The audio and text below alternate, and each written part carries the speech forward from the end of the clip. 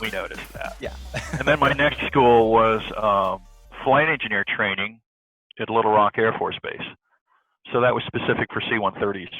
And I went through training there, and that was about 4 or 5 months of specific training, and I had an instructor there, and it was a lot of systems training, and that was fantastic training. Both of these training courses were just fantastic. I mean, the military has some of the best training in the world. I mean, compared to the airlines, it's much better because it's a lot more involved, because they have I wouldn't say it's an unlimited budget, but their budget for training is much higher than the Air Force. In the military, they don't have to make a profit. They're not there to make a profit.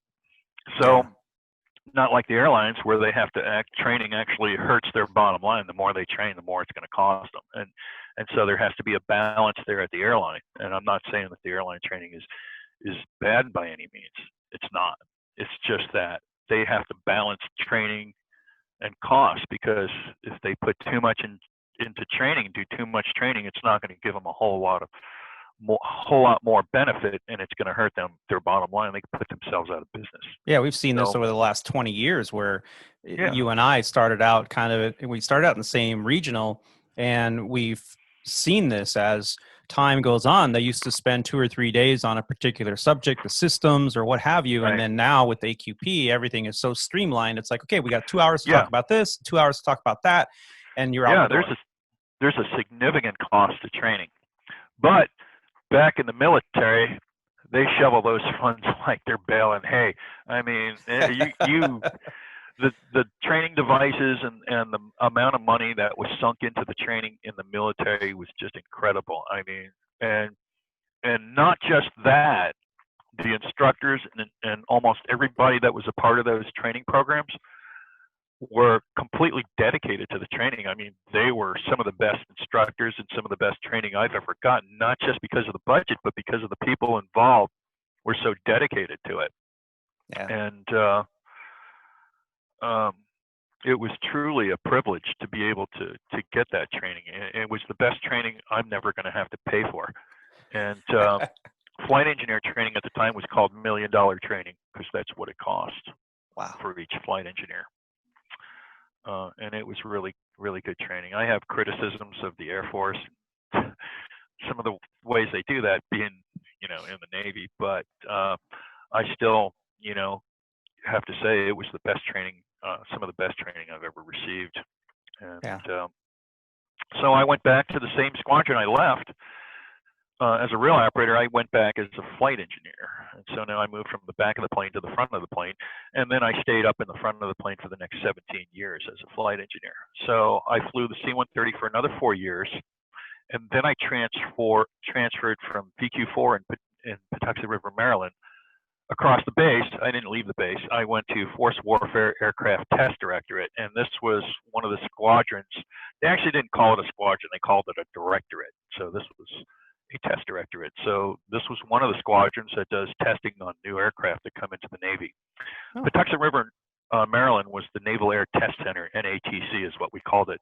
Now I think they call it the Naval Air Warfare Center Aircraft Division, which is NAWCAD. But, the Navy, they have to keep changing names and stuff. Of course.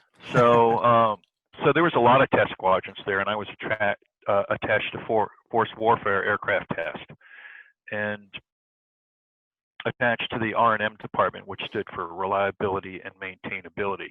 Since then, they changed the name to Integrated Logistics Support, which is more accurate. And I was involved in bringing the 707 into the fleet. So I was part of the developmental test team to bring the 707, which we called the E6, and at that time it was the E6A Alpha, the A model, into the Navy. So I did a lot of work on bringing that in. I did deficiency reporting, which was whenever anybody writes up any deficiencies on the new design of the airplane, those reports came to me, and I processed them, and I would apply mil-spec violations to them. And on the Naval Air Test Center, we had this huge mil-spec library at the base library. So somebody would come in and write up a deficiency like there's too many fasteners on this panel and it impacts the mission because we have to undo all these fasteners. Let's replace these fasteners with quick disconnects like the airlines have. Oh. You know, quick opening panels. Yeah, little Zeus fastener things. So that would be like a Part 2 deficiency because it impacts the mission. A Part 1 deficiency would be like wing flutter. The wing is fluttering in flight. It may actually explode. That would be a Part 1 deficiency. And we had that. And then we had Part 3 deficiencies like the crew rest seats back up against each other when you recline. And the recommendation for those was like just avoid future designs. So I wouldn't even bother with mil specs for those. But for Part 2 and Part 1 deficiencies, I would go to the base library, and we had this old microfiche system. So you would have to get these walls and walls of microfiche and then put them in the microfiche reader, which was just basically a big projection device that put it on a screen in front of you. And then you'd have to start researching and looking at which mil spec violation, military specification violation there was. So for instance, we had I wrote up a deficiency report myself on the oxygen mask that Boeing installed in the aircraft, as opposed to the ones in the C-130. The C-130 oxygen mask, they had hoses that were wire reinforced and cloth kind of on the outside impregnated with rubber.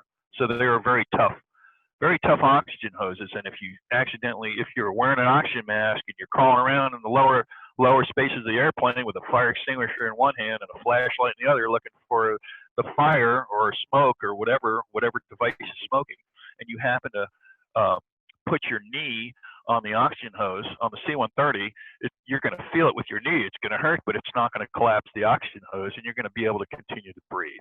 The oxygen hose is not going to collapse. It's not going to kink or anything. But on the 707, the oxygen masks that they put in the C1 or in the E6 and the 707 were rubber. There was no wire reinforced. It was just rubber.